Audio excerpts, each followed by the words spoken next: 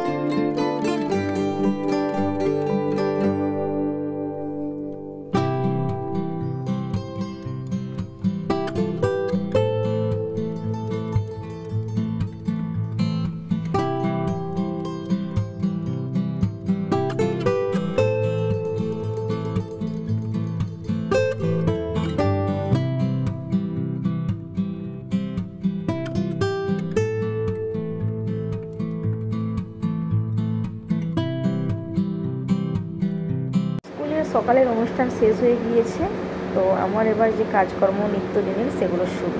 তো আমি ভাতটা চাপিয়ে দিয়েছি, আর এই সাইডে হচ্ছে আমার সোনাইয়ের জন্য দুধ একটু গরম।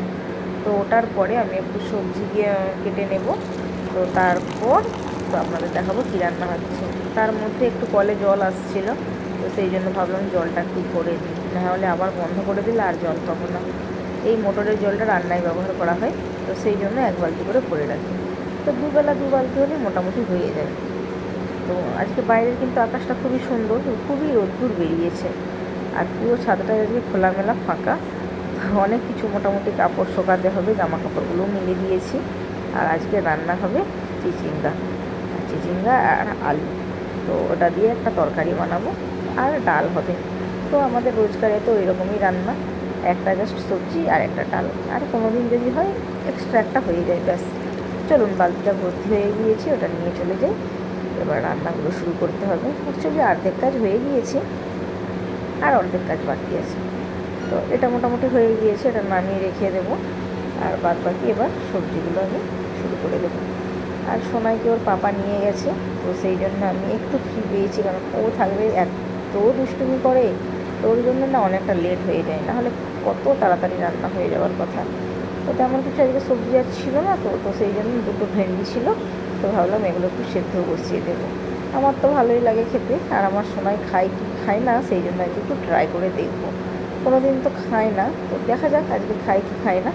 তো সব কটা একসাথে ধুয়ে বেঁধে নিয়েছি, তো এটা একটু সেদ্ধ চাপিয়ে দেবো। আর হ্যাঁ, আমার হাজব্যান্ডও খেতে খেতে কিন্তু পছন্দ করে।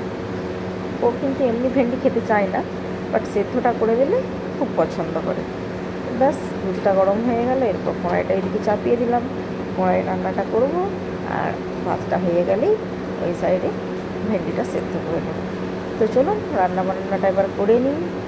আচ্ছা, খাওয়া দাওয়ার পর আমরা সন্ধ্যের দিকে একটু বেরিয়েছিলাম বাজারের দিকে, কিন্তু আজকে বাজারটা পুরোপুরি ফাঁকা, বেকার আসা। যাই হোক, একটা কারণে আসছিলাম, সেই কারণটার ছাড়া হলো না, কারণ প্রত্যেকটা দোকান বন্ধ, ওই 2-1টা ছাড়া, আর রাস্তা একদম নির্জন ফাঁকা। কেন কি আজকে 15ই আগস্ট না, ওই জন্য। আর কি করব, 2টো মোমো কিনে নিয়ে বাড়ি ফিরলাম। বাজারে আসা মানে এখন সত্যি বলতে আমার পছন্দের খাবার মোমো। তো বৌদি আর আমি গিয়েছিলাম, তো সেই জন্য বৌদিকেও একটু ট্রাই করতে বললাম। বৌদি বললো যে কোনো দিন খাইনি, কিন্তু খাওয়ার পর বললো যে খারাপ নয়, ভালো। যাই হোক, আমাকে তো সবসময়ই খুবই ভালো লাগে, আর আমার খুব পছন্দের একটা খাবার হয়ে গেছে। তো আজকের ব্লগটা তাহলে এখানেই শেষ করছি। ভালো লাগলে একটা লাইক করে দেবেন, আর যারা নতুন চ্যানেলটা একটু সাবস্ক্রাইব করে দেবেন। তো দেখা হচ্ছে নেক্সট ব্লগে। সবাই ভালো থাকবেন, টাটা।